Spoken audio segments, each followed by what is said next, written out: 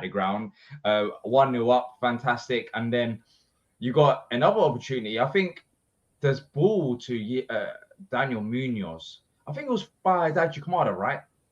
Yeah, it was Daichi. That was a fantastic ball. But what Munoz done there was also incredible as well. And Mateta, maybe he was very close to the goalie. It hits it straight at the goalie. But Mitchell gets the second goal. What's your thoughts then? As soon as Mitchell scores the second goal, are you saying this could be 3 or 4? Or are you just like, what on earth is going on? Like, you haven't processed the fact that we're 2-0 up. What was your thoughts? Do you know what? I was happy for Mitchell. Mitchell's probably one of my favourite players to see score because the delight on his face is what we all feel, I think, as Palace fans. So it's great to see him score and pop up in such an important game for us. You know, I probably would have never predicted it as a scorer in my predictions, but yeah, great to see him score. The ball by Daichi. Daichi was probably my man of the match today, but that's my own bias towards Daichi. I think there's a couple of that you could easily say were man of the match. I thought Wharton had a great game. I thought Sarr was his usual self. What would we do about Sarr? That goal was fantastic. We'll get to that in a second. But yeah, really great play in that first half. I think we probably created more chances in the first half than we have done in the last handful of games put together.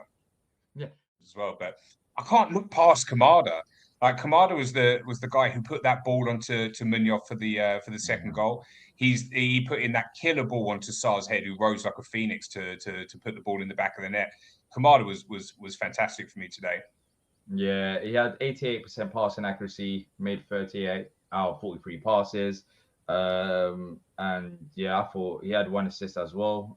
So yeah, overall, I thought Kamada was positive. And it was nice to see Kamada and Wharton, to be fair, kind of settled in midfield, because I think before this break, there was that question, I don't think Kamada or Wharton were playing at the levels that we kind of know that they were at. So today, it did feel like the usual two playing at the standards that they should be at. And I think they made things look a bit more easier. So that was a positive. Just quickly, looking ahead to next week, I know we spoke about the chances of going through to the semi-final. But in terms of team selection, now that you're in a position with a 3-0 lead, do you think Glasgow make changes? Because I don't. I think he's going to approach this game like it's a 0-0. And the big question is, I guess, Larson, Mateta, who else was? And I think potentially Yeremy Pino, Gussan. But I think Pino kind of he should. Well, in my opinion, I think he should be starting next week. He kind of played in that 25 minutes into the starting 11 based on his performance. But what do you think he'll do up front? I think he'll put Strand Larsen. He's available now, isn't he? So I think he'll put Strand Larsen back in. I think he'll make a few rotations just because, it's good to have squad fitness all round and we're 3-0 up. But yeah, for the most part, I think he'll go in with the mindset of 0-0. So we need those key players to continue playing that second leg. But yeah, I think we're strong all round anyway. Like squad depth wise, I can't really think of anyone who's out. Like Eddie Nketiah and Chet Decore are the only ones coming to mind. So I wouldn't worry about like injury to anyone. So yeah, I think we're safe.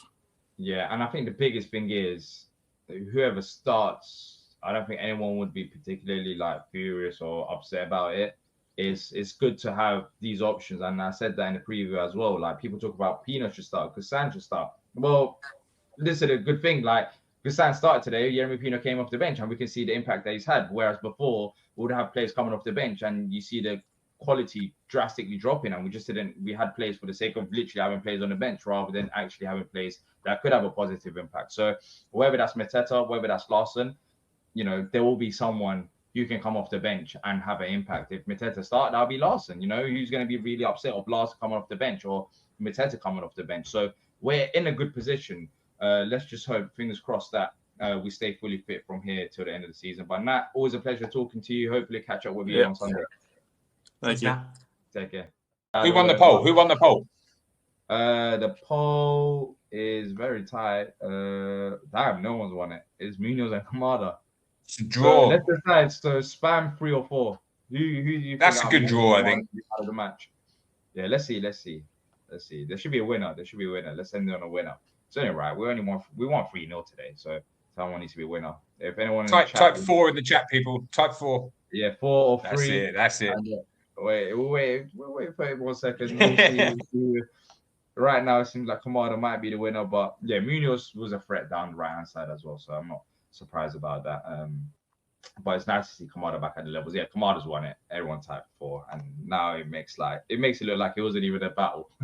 45% to Kamada, 33% to Munoz, 18% to Camber, and Saar with only 3% of the man of the match votes. But yes, that's it. And we'll catch up with you all again in a few days' time. Until then, up the Palace. The Palace, come on!